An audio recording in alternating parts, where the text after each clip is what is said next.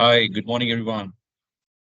So I would like to welcome all of you for our first webinar from SEGIC's team. A quick introduction. My name is Palash's team, and with me I have my colleague Annabelle Pratt. And this webinar is primarily where Annabelle is going to talk about multiple effective strategies which can be used to for use for LIMS implementation project. I'm not going to really waste any more time, and I'll give the screen to Annabelle to take all of us through her introduction and, of course, the webinar we all have been waiting for. All yours, Annabelle. Thank you, Kailash, and thank you everyone for joining. I'm looking forward to talking to you about a topic I'm very passionate about, which is LIMS product management. So let's just get started. Hopefully I don't take the whole hour and we leave time for questions at the end, please. We do also have the Q&A capabilities within Teams. So if you have questions as I go, please drop them into the Q&A tab. And then I'm sure Palash will help moderate and queue those up for me at the end. All right. So just a quick introduction. My name is Annabelle Pratt, and I have the PMP certification for project management. I am the Lab Informatics Practice Director at SAGEC's team. Just a little bit about me. I've been working in LIMS for my whole career. So I guess for the first half of that career, I was working in a big pharma company doing master data development. And then I transitioned into more project management and LIMS management roles. I've worked at clinical biotech startups, and I've also worked as a consultant.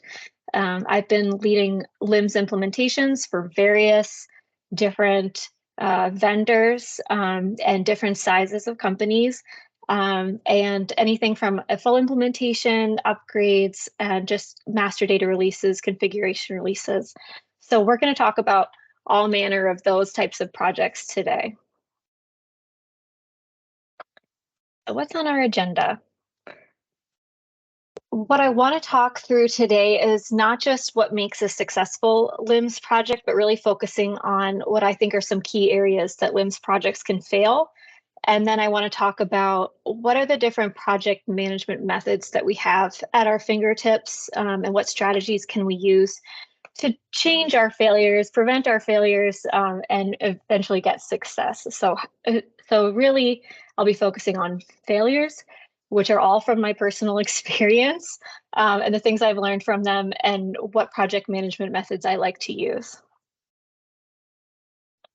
Why are we here today?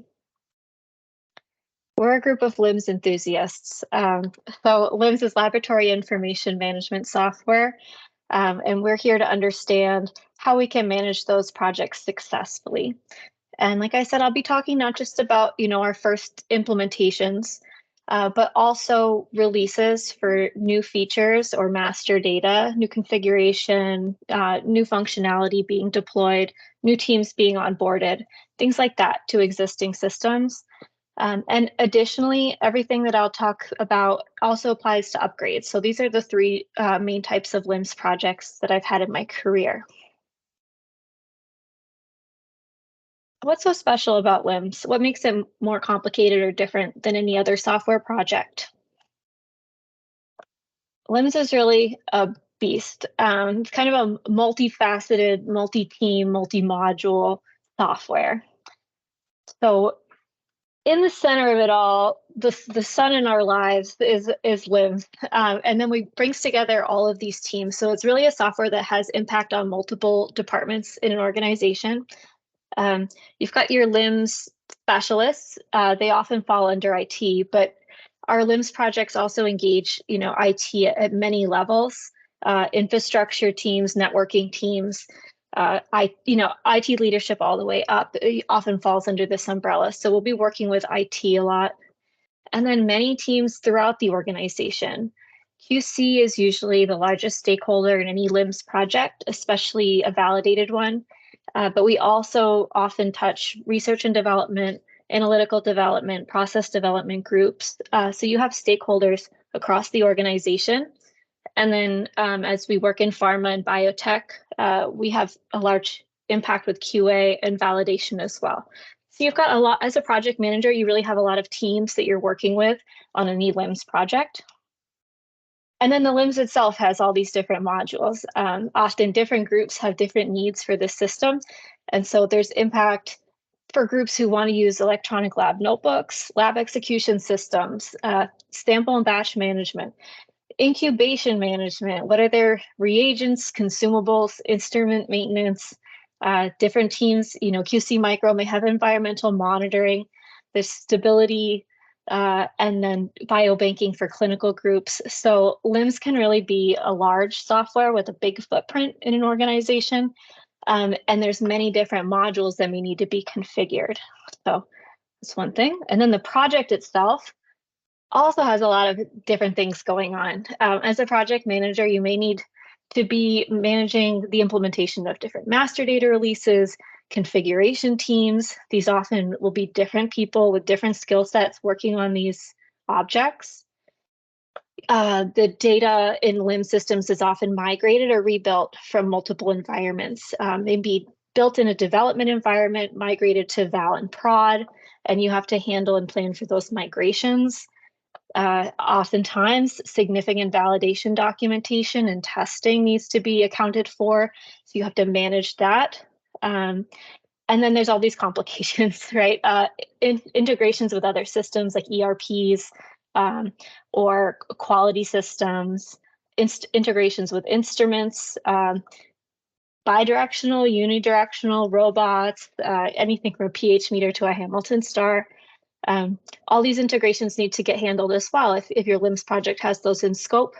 And then the most important thing is managing the adoption of the system and the training. So, what's special about LIMS is that it's a pretty big project. Even if you think it's small to begin with, there's really a lot that you need to think about and scope out for potential impact. So there's a lot of possible failure points here, and we'll talk through them and how to avoid them. So that we're all on the same page, I wanted to start just with a view of taking you through the life of a project. So we're all on the same page about exactly what goes in.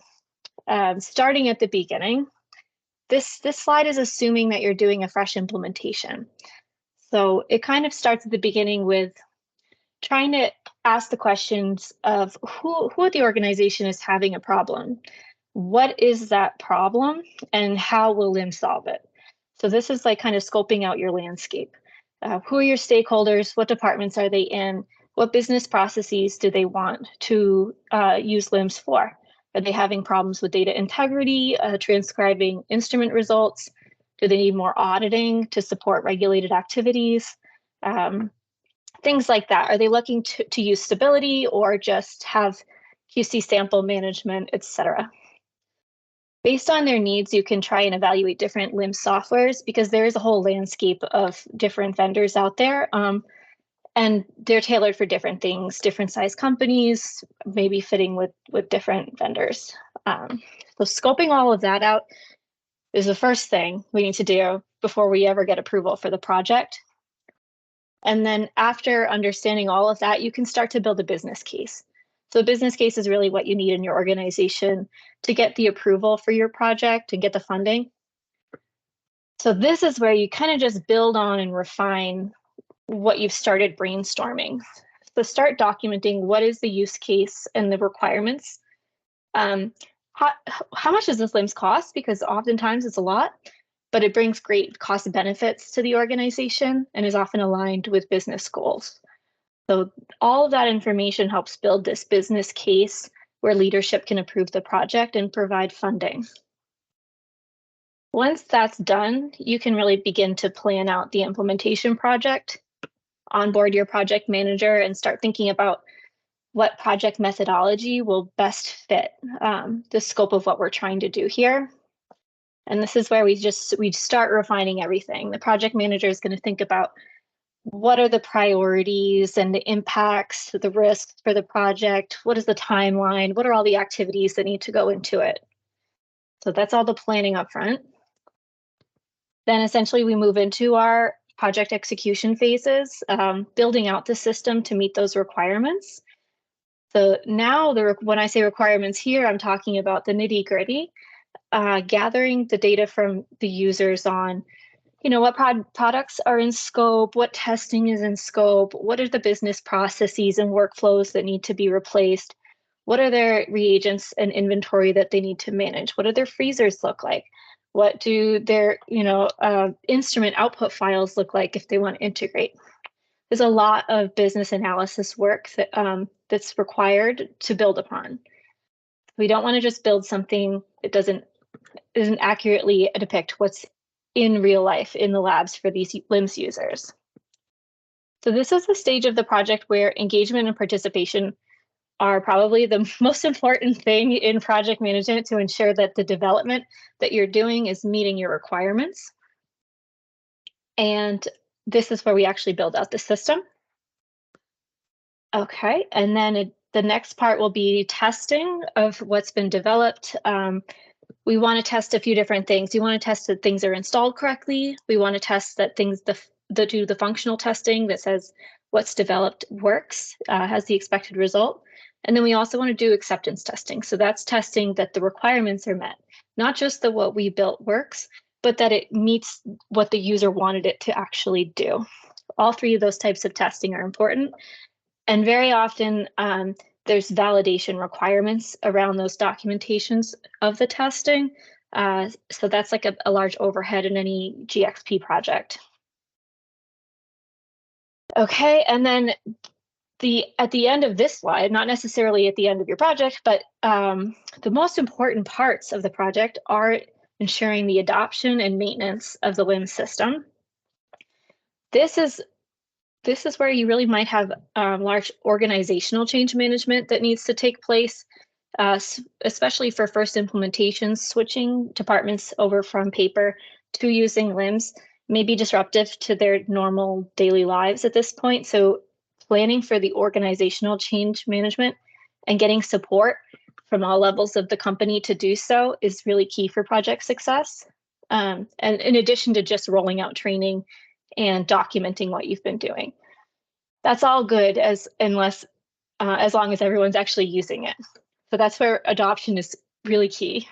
And then system maintenance. You want to make sure that you keep your system up to date. So one thing the project lifecycle should include is planning for that, proceduralizing the change management, because once it goes live, it's not static. It will change and evolve over time.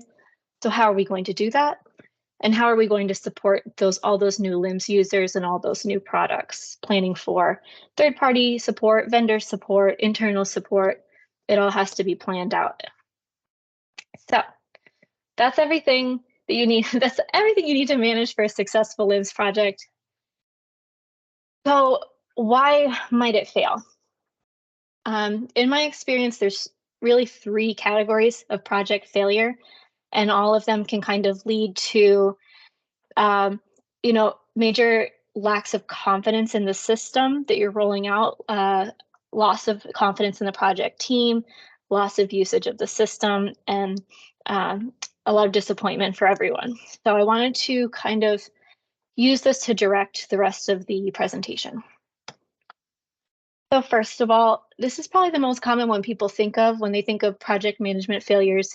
It's just failures in actual management. This is when the leadership of the project, their expectations are not met. And it's what you think about. So the project is way beyond the timeline that was proposed. We've got budget overages. The project team is disgruntled. They took on too much. They hate working weekends, things like that. Or surprises happen in the project plan and leadership questions, why didn't you plan for that? Why didn't you account for that? Why is there a deviation here? All of these things are just project management failures, quite frankly, and I'm hoping that we can address most of them today. And the biggest concern here is that if leadership thinks that you're doing a poor job managing the project, they're less likely to invest and support it going forward. And we don't want leadership to lose faith in the project or the product. These next 2 ones, I think, are actually more insidious project failures from my point of view. A requirements failure is a pretty serious one. So this is when The project succeeds. It looks like a success. Everything looks green on paper, but it fails to meet the stakeholders' expectations. So you've kept on time, you've kept on budget, but it's not what the decision makers, the stakeholders, the people who asked for the system really wanted it to do. It's not aligned with their vision. They might think that it's really disruptive to their processes and would be more of a detriment to their users than just using the status quo. So this is a situation I hated to find myself in, where we've delivered on the project and it's not what they wanted, and then we've had to go back and revise instead of release. And then finally, maintenance failures is what I'm calling this one. And it's when it goes live. Everyone has approved it, so it's live in the system, but it's too complicated to maintain and it quickly becomes obsolete. And so users aren't using it, they don't understand how to keep up with it. We failed to plan for harmonization across different departments who are using it, so it just kind of becomes a mess and everyone stops using it. So these are and I have experienced all three of these, so I want to talk about how I've addressed those failures and adapted methodologies to prevent them. All right, so that's our introduction, and now we'll go into the different strategies and project management methodologies. So what are your choices? I'm going to talk about three of them. First up, this is a very traditional project management. It's called waterfall. So as you can imagine, and this kind of goes back to that initial slide that I presented with a successful project, the waterfall starts at the top and everything trickles down to the bottom. And what's important here is just it's like a sequential series of gating events in a project and phases. So you start with gathering requirements, lock those down, figure out what your design is, lock that down, implement upon that design, lock down your build, go into testing, go live, and maintenance. So it's like a series of events. All right, next is Agile. So Agile, instead of having a sequence, it kind of goes in cycles. So here we design, build, test, deploy, review, design again. So it's kind of like in iterations where we take a subset of requirements, we design upon them, build upon them, test, deploy that, we get feedback on that, and then we do it again. So instead of starting at the beginning and ending at the end, we have a lot of little cycles. And then the third choice is a hybrid. This can really be anything, any mix of the two, anything addition. You take what works, you leave what doesn't. You consider what fits best for your organization and what fits best to your project, and you just make it work. So I will be talking about all three of these individually. I'm going to start with waterfall. It's probably what most of us are most familiar with. You can think about this, being used to build a house or something like that. It's a series of steps that have to take place in a certain order. All right, so we're going to start with requirements gathering. So this is where we identify what the business requirements are, and then frequently those become documented in a document called the user requirement specification. And that document gets approved and effective. So that's the first step, is that we have a Bible that says what the users need. Then we try and understand how it is that the system addresses those requirements. So what does the system need to do to meet the user's requirements? We document that, and that becomes a functional requirement specification. That becomes approved and effective. So at each of these steps, we're kind of locking requirements, locking design. The next step is building. You configure your system to meet the needs, and you build out the master data. So these are two different things. Configuration is more of changing what the system does, and master data is all of the information that's needed to support that for what tests, what products, et cetera, the business runs. So some of this will be documented in a configuration specification if there's changes from like the out of the box, the version of the system. So that's really where configuration is specified, and that's locked down again. Once again, approved effective document.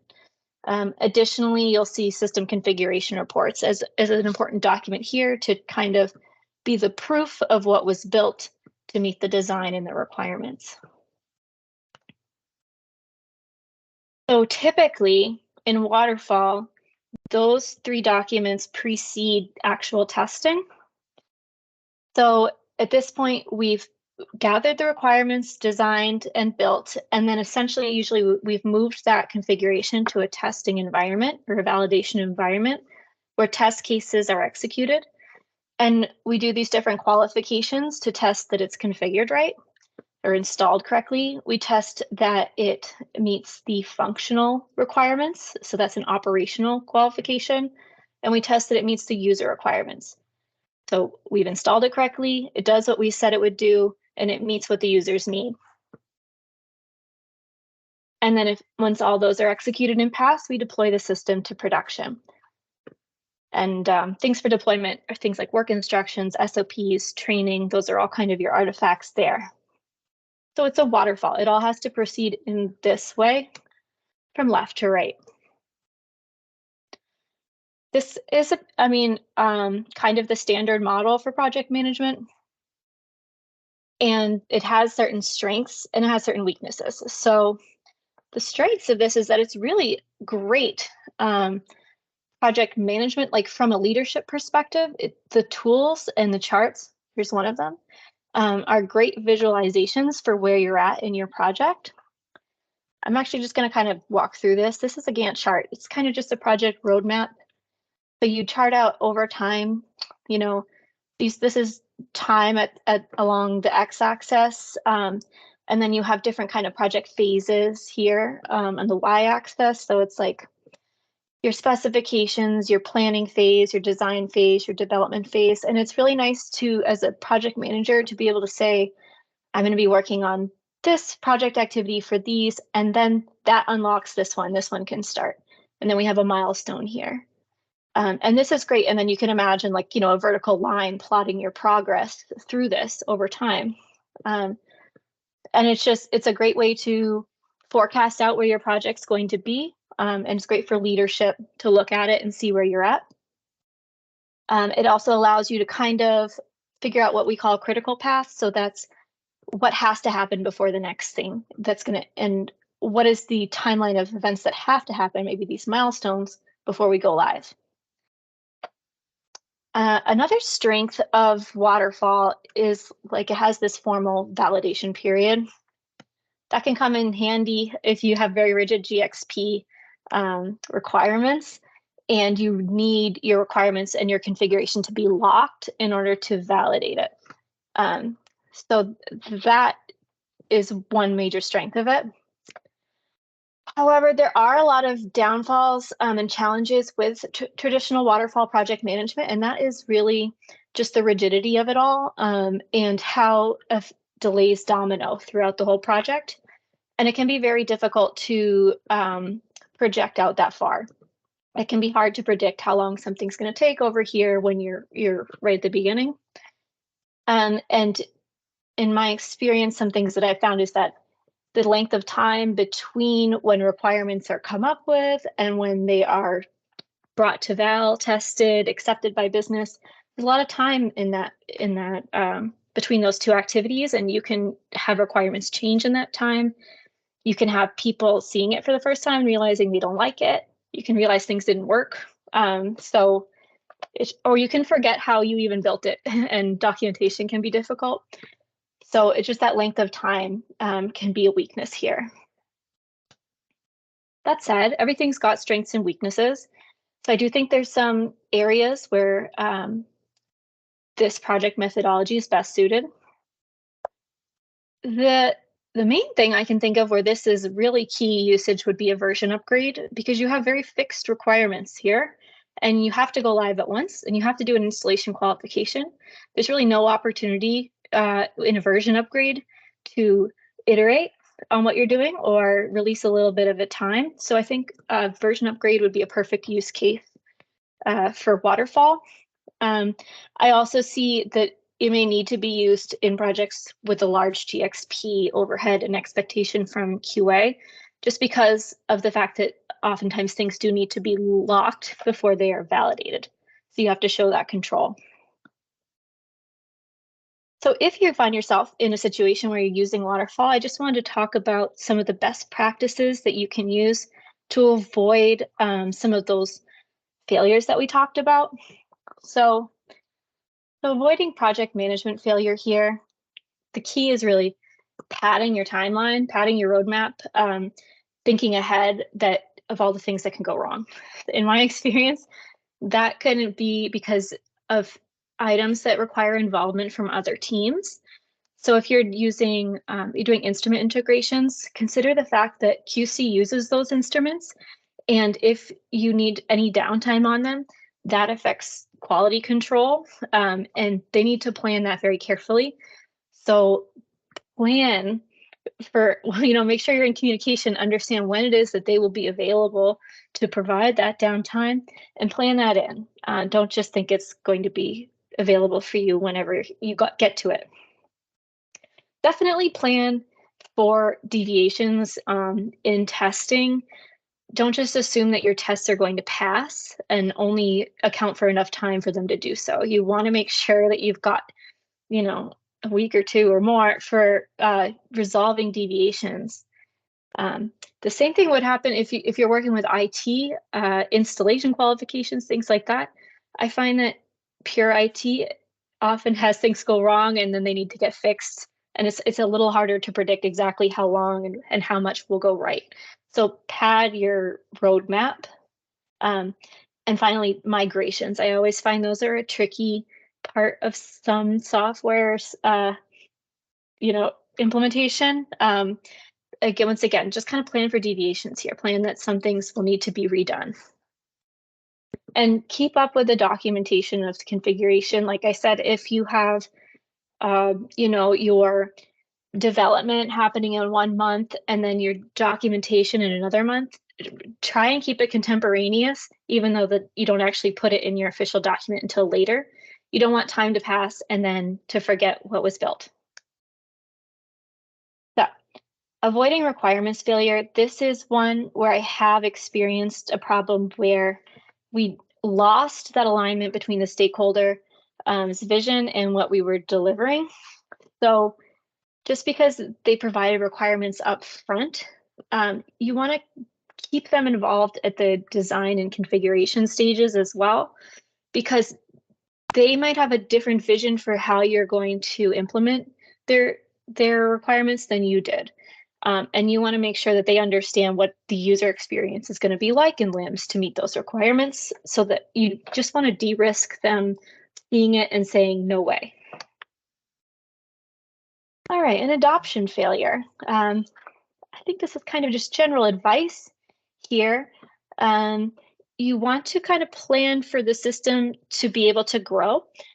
You may be releasing it for one team at a time, but think about multiple teams using this in the future, coming up with harmonization standards for the way you're naming things, coming up with harmonization for governance, different strategies like that can help you find success in your implementation. All right, so that was waterfall. Now I'm going to go the complete opposite direction and talk about Agile, and what the form of Agile I'm going to talk about today is Scrum. So I'm going to walk you through the Scrum process, and then we'll do the same kind of talk through about benefits, use cases, etc. All right, so forget everything you just learned. Scrum is a completely different approach. It uses a lot of discipline and a lot of rituals to accomplish, the same project. I like it. It involves extensive collaboration and constant communication with the stakeholders. So it all starts with the stakeholders. They're your LIMS decision makers. They're the department heads, the managers, things like that. The people who have the vision, the problem that needs to get solved, and the vision for how they want it to be solved. So in Scrum, they provide requirements to someone with a role called the product owner, and she's responsible for ensuring that all of their requirements get captured and put into a wish list called a product backlog. So the product will meet their requirements once everything is completed on that product backlog. Now the product owner will work very closely with the project manager to put that into practice. So Scrum or Agile are done in sprints, like we said, those little circles and increments. So the project manager is going to help plan out those sprints. She's going to work with her project team to understand what the level of effort is for implementing all of the items on the backlog. She's going to understand her project team's availability for this next, cycle, this next sprint cycle, and be able to call, what the capacity is that the team can take on for work. Then they're going to evaluate the different items in that backlog and say, evaluate for priority, evaluate for level of effort, and evaluate for capacity, and say, these are the items that we can take on and commit to doing for this one release. So those items that are selected, they're put into something called a sprint backlog. And the sprint backlog are just the different requirements that we've chosen to commit to at this one time. And we have this sprint team who will help work on them. All right, and then we sprint.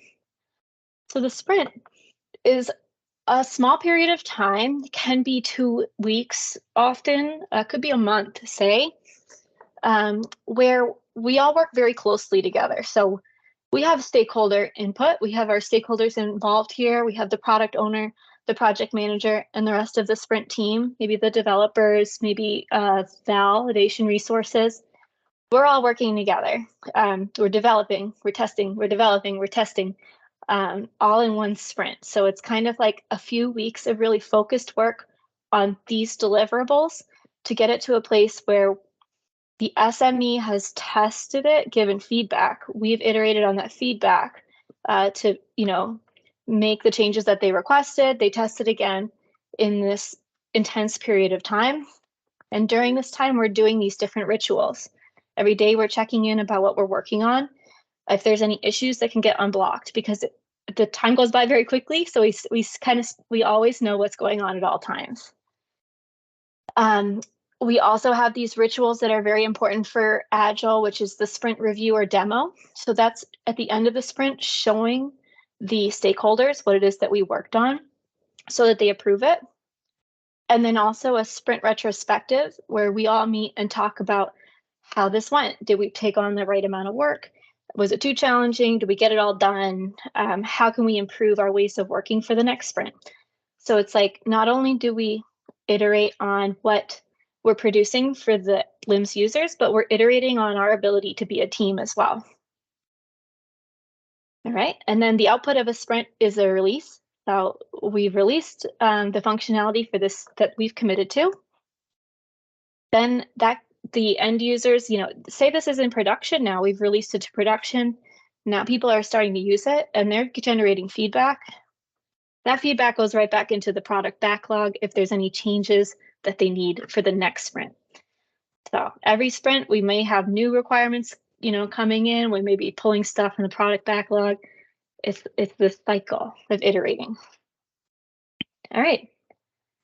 Just like waterfall, this has strengths and it has weaknesses as well. The key strengths of Agile is that it's extremely engaging and collaborative, and you can keep that constant alignment with vision and what you're developing because you can meet daily, work very closely with this, subject matter experts or stakeholders to make sure that what you're building is what they want. It's called Agile because it has this agility to respond to changing requirements as well. So not just within the sprint, you're getting that daily feedback on little things to change, but then having the frequent releases gives the users the opportunity to use it, generate feedback, and then put it in their wish list for the next time. And one thing I like about it is the focus of having a team focused on one set of deliverables allows them to stay focused on and document what they're doing, document the testing for it, make sure everything is complete, and then it moves. So those are its key strengths. Some of the obvious downsides here is that you're just releasing a little bit at a time. So one place where it could fail is that it doesn't release enough functionality for a user group to get any benefit, and they may be resistant to that and not want to start using LIMS until there's a critical mass of information in there. Like, it may be disruptive to them to have some of their information in LIMS and some not. So they may choose not to actually utilize it until several sprints are gone by. For me, the major challenges implementing an agile practice are kind of organizational resistance, thinking that, first of all, there's a large meeting burden in these types of projects. You could have design meetings every day and stand-ups every day, and it can be hard to get business resources to agree to that. But also, sometimes people have had bad experience with Agile in the past if it wasn't implemented correctly, and they may have a bias against it and just be kind of afraid of that organizational change. It requires a lot of commitment and discipline to go well. And finally, one challenge could be if you have very rigid, GXP overhead, it could be a difficult thing to release into production that frequently if you have to revise your URS, your FRS, config spec, etc. You might not want to do that on a 2-week basis. So we'll have to come up with a hybrid approach there. All right, so Agile is best used, like I said, obviously best used in a non-GXP. If you don't have any GXP burden, Agile is an easy way to go. I find that it's also best used if you have multiple different deliverables and different stakeholders and departments on your project, and they all have different availabilities because they have different obligations to the organization outside of LIMS. So maybe the month of January is no good for them, but maybe another team that's another stakeholder is available in January. So you can look at your product backlog and see who's available to work in January, what requirements do I have from them? It's January, I'm going to work on these things now. So it allows you to plan kind of flexibly with the organization. Another benefit here is it can be best used where the people who are using LIMS, they don't really know what they want yet, and they want a little bit of exposure to get familiar with it and then provide more detailed requirements later. So you give them a little bit of functionality at a time.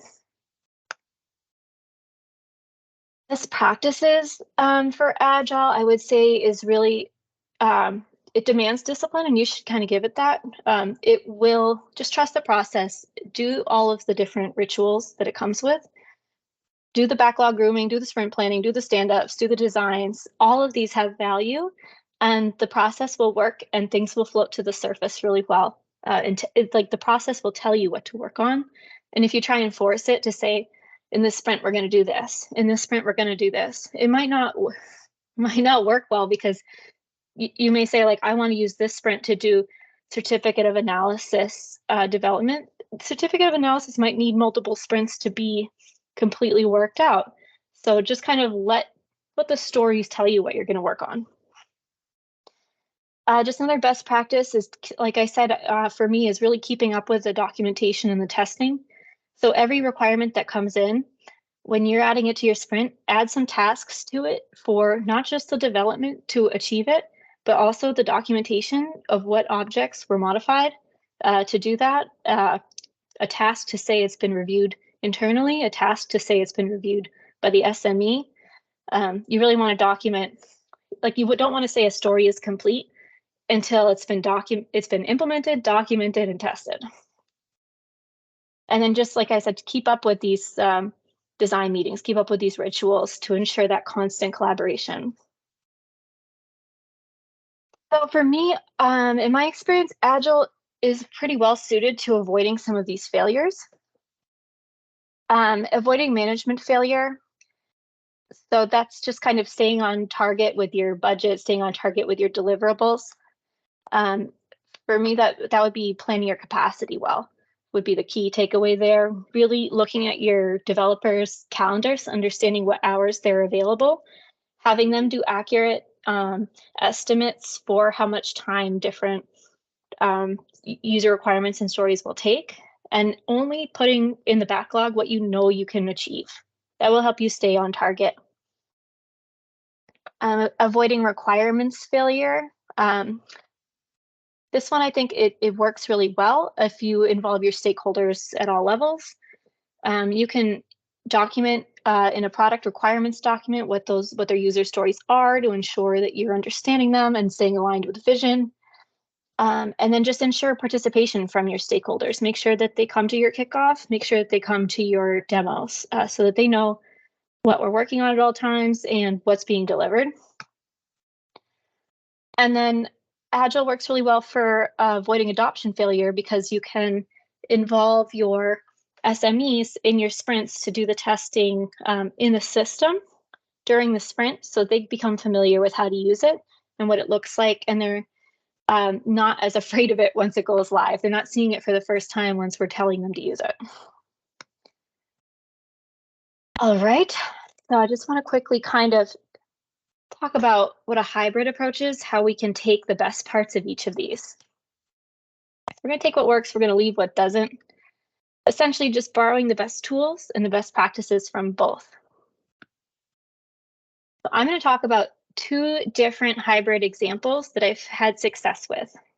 The first I'm calling a hybrid sprint example, just because I think it's more sprint than not.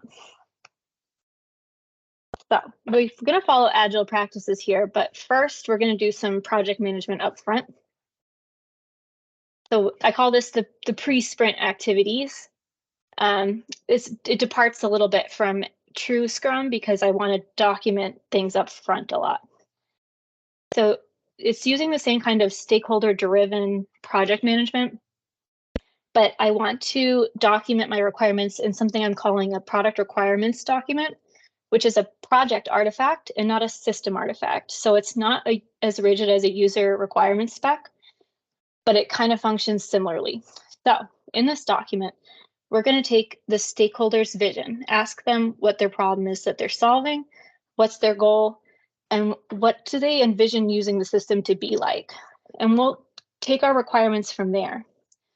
Then I'll have the developer blueprint a LIMS solution, kind of like on the back of a napkin, kind of say, this is what I think we could do to meet your requirements. And then we get acceptance on that blueprint upfront in the product requirements document from the stakeholder.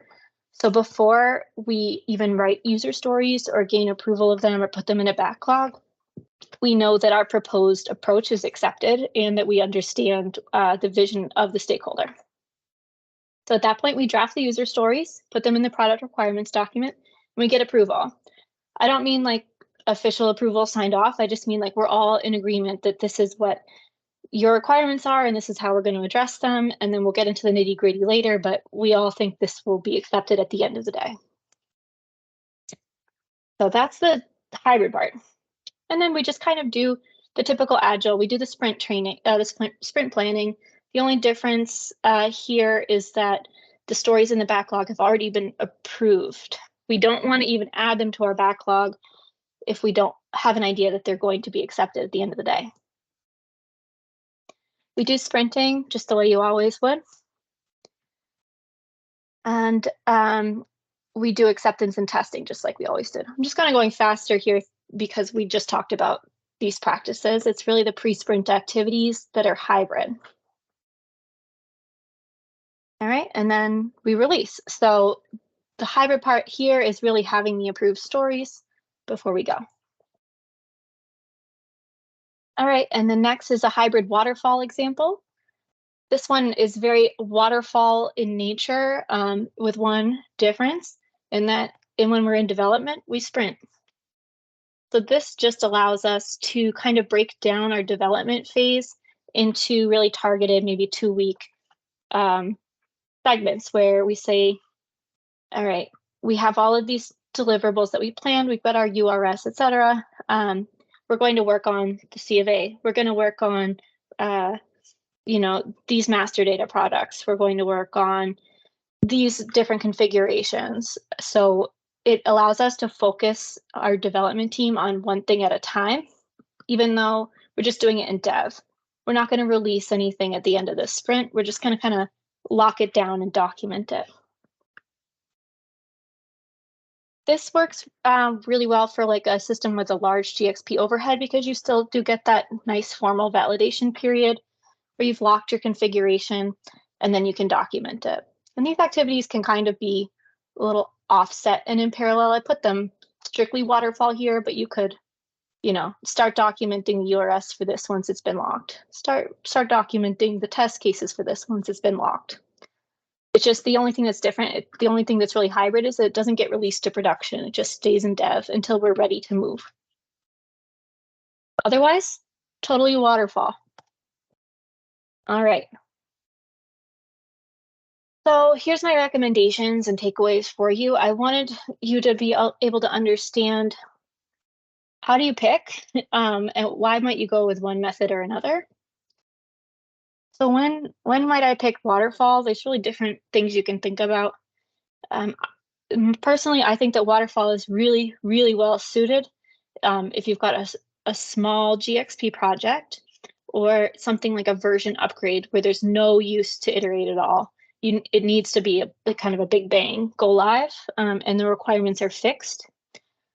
Or if you have extremely rigid, validation deliverables and your QA department requires you to do your project in a certain way. When might you go with Agile? If you have a non-GXP system, strongly consider it. It makes it a lot easier to do Agile, that's for sure, if you can do frequent releases to production without having to revise formal validation packages. If you've got like a tech ops R&D system, something like that, it becomes a lot easier. You have more room to play with. Or if your users aren't sure what they want yet and they need something to be delivered so that they can think about what personal requirements they have. And then for me, a hybrid approach is anything in the middle. I like it. I like it because I like to tailor my projects for the organization and what we're trying to do. So I like to take what works from both. I've had struggles with waterfall in the past. Why not try something new? Try taking some things from Agile and see if it works. You've got different stakeholders with different availability. You can do different things at different times for them. But those are my recommendations. And then the main takeaways here that I want you to understand is that a LIMS project of any size really demands formal project management. There's a lot of, stakeholders, there's a lot of modules, there's a lot of complications and the big reach of LIMS projects. So please take it seriously to ensure success. As always, communication and collaboration are the most important things of any project. I find that having a steering committee to guide the project and, say these are the priorities and help, they set the priorities and then they provide the resources and you stay in constant, regular communication with your steering committee. I find that it's very helpful for success.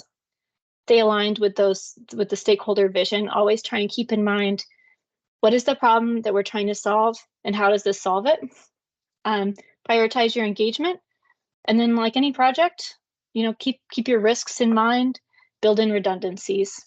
And that's really everything. I wanted to end a little bit early to give time for questions. So thank you very much for sticking with me. Thanks, Annabelle. I think all of us on the call, including me, that was quite insightful. And I personally love the way you had actually defined all the methodologies separately, whether it is agile, hybrid, or waterfall. And in a way, I think we all learn not just how can we distinguish it being while being used in LIMS implementation, but overall, I think it was a great bifurcation which you had done. Uh, Great learning exercise and great learning session for all of us. And now we quickly come to we have a lot of questions actually. So few of them, you have actually kind of answered them during your presentation. So we will just quickly revisit them if in case we can organize it. Uh, so the first question is that, and there are a lot of questions which people want to understand from you as your perspective, that what are the biggest challenges you have faced in implementing LIMS and how did you kind of resolve it? Yes, I would say for me, the biggest challenges is when you implement the LIMS and no one uses it. And that's the key one for me to take away from and try and learn. And that's why I've gone from strictly having like that waterfall approach to trying to keep users engaged early on and frequently. And I find that the agile or the hybrid approaches work really well. And then even when I got to talking about the hybrid sprint approach, where we use agile, but we make sure that we have the agreed upon vision, that's been huge. This is purely reactive to trying to solve a problem that I've had with projects in the past failing, where we did all the work and then the stakeholder doesn't think it'll be useful for them. So they, that's the discouraging thing. Got it. The next, they want to know that what criteria do you, and I know that you explained in one of the slides that what criteria do you use to decide which vendor to go with when implementing LIMS? Is there a one size which fits all, or are there like and is there like an overview? Organizations can divide their requirements. Yeah, that could be a whole other presentation. There's definitely a vast landscape of LIMS vendors that people need to consider. I would say obviously focus on what problem you're trying to solve and go with a vendor that offers solutions for that. But then also really keep in mind what levels of support you need. If you're going to rely on the vendor for managed services or things like that, understand if they're going to be responsive or if you need to look elsewhere for support or build a support team internally. Understand what your regulatory requirements are. If that vendor offers like a pre-validated out-of-the-box solution where you can leverage their validation documentation. And then all-in cost, obviously, not just the cost to implement, not just the cost for licenses, the cost to maintain, et cetera. Lots of different criteria and different LIMS works for different uses for different companies. I think this, this also lands into our next question, which actually our audience, they want to know that what are the best strategies for vendor management and because vendors are, they try to sell their professional services to the client, Mm-hmm. but uh, it's very seldom that they really have the right resources to do it. So the question is that have you faced this problem in the past? And then if yes, then how did you navigate through it? Sure, yes. In the past, I have been a LIMS manager from from internally in the client side, where I did vendor relationship management. Um, don't antagonize the vendor is the first thing I'll say. Try and understand and set them best up for success that you can. One thing I would do would be to, if you are working with a vendor professional services, is you shouldn't engage them for any business analysis. I would say you should only engage them once you know exactly what your requirements are and be able to really spell it out for them and provide that. It's going to save you a lot of cost because I find that one place where the professional services, from the vendor side can be weaker is on really understanding what your company's business processes are. So they might provide, if they're building out master data for you, they might they might miss the mark completely in my experience, because they don't have the resources to put the time into that. They're more like, have you laid out exactly what you're looking for? I can do it. But if I have to analyze, what your users need, that might be a waste of time and money in my experience with a vendor. Absolutely. Yes, and I found other oftentimes using professional services companies to help with business analysis and interpreting that can be a much more successful venture than pure vendor. Absolutely. I think it makes sense to include certain professional companies because, yeah, you are right. Professional companies will give us a platform to kind of compare it on a very unbiased and mostly the analytical way it should have been done. Mm-hmm. No, absolutely. I agree with you. The couple of questions, Annabelle, which are being actually asked that while you have explained different methodologies or strategies, which is agile, hybrid, or waterfall, uh, which one do you think is the best fit for a LIMS project when multiple departments, stakeholders are involved? And or do you think that it really works basis on the project manager? What is that is important to that person? Sure. So for me, when I have multiple different departments and stakeholders, there's two ways of thinking about this. One could be that you have multiple departments that need to harmonize on a single solution. Like if they're all looking to use sample management, then you want to definitely get them all in the room for your design meetings. I'm privy to the design meeting. I like to have the constant collaboration. So I'm going to talk only really about agile or hybrid agile. But it's really key to do these requirements gathering meetings with representatives from each of those groups who are empowered to make decisions, so that if we're going to develop a C of A for them, and the same multiple departments need to be able to use the same harmonized report, then they all need to be there to provide the requirements and agree and align and harmonize before we work on that, because we don't want to release a solution that only works for one of those groups.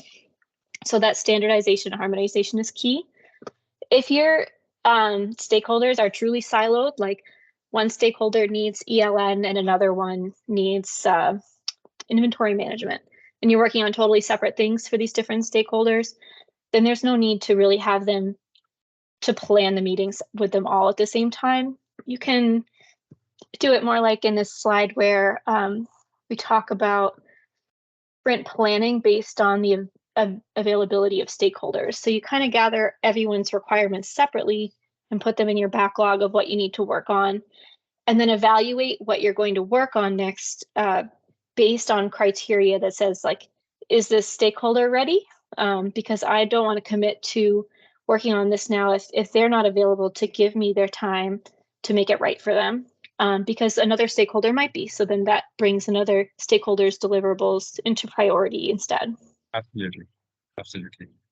In fact, and I'm going to relate this explanation to another question which has been asked, that if in case a company already has a working ERP system in place, do they need to put a LIMS into action? Because if stakeholder management and multiple department management is concerned, then how do you see there is they can be related, if at all they're related?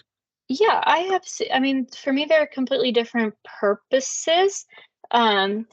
So resource planning versus LIMS, they can be overlapping, they can be integrated together. So say you have SAP and you have like batches and inventory and everything in SAP, that can get like downloaded, like those lot numbers, into LIMS, and then you can do your laboratory testing in LIMS for that batch, say. So you have the SAP batch number, you launch that batch is created in LIMS, it has the right numbers of samples and test methods on it. And then you enter those test results. That's where you do your instrument integrations. That's all in LIMS. And then like the review of the batches in LIMS as well, but it gets dispositioned back in the ERP. So you can have those connection points, but they really serve different purposes often. Same thing with something like Blue Mountain. If you're maintaining like your instrument calibrations in a Blue Mountain kind of system, or Oracle, you can have like LIMS update. In LIMS, you want to say, I did this test with this instrument, but that instrument's only available if the calibration in Blue Mountain or another system is correct. So you can have these integrations, but they really do serve different purposes. Got it. And I'm just going to take one last question for this session. The question is that as LIMS systems are validated and follow regulatory agencies' guidelines from whichever country they are in, what is the role of a project manager in handling internal and external audits? I would say that the role of the project manager is in ensuring that the documentation for the project and the product are kept up to date, so that those can be used in an audit. But typically, the person who is actually in the audit would be the system owner itself, and that's usually a different role in the company. But you want to make their job easiest. So you want to make sure that your documentation is clear, concise, and comprehensive, so that the system owner, can find their answers easily. Yeah, absolutely. Yeah. I think it's a more of a support system to the system owner, from the LIMS project management point of view. But thank you, Annabelle. I think we have been able to answer most of the questions in the given timeline. I thank you again, and I thank everybody who took out time today to be a part of this webinar. Uh, I understand that a lot of people are asking that whether we can share this presentation, but unfortunately, we won't be able to share this presentation. But all I would say that keep following us. Keep following us on the on our LinkedIn page. Uh, you know, my colleague Rohit, has just dropped in an email ID where you can actually post your questions if you think you have more questions or something were not answered. We will try and get back to you with an answer as soon as possible. And as a part of SEGIC's team, we take care of all the requirements related to manage end-to-end project management facilities or third-party staff augmentation in lab informatics, quality, and compliance. In case you and your organization is looking for any kind of assistance, please do drop your requirement on the same email ID, and we will absolutely be delighted to come back and help you all. Thank you once again for your time, and we look forward to another webinar, which you all should be definitely invited and be informed about. Thank you. Thanks, Annabelle. Thank you very much.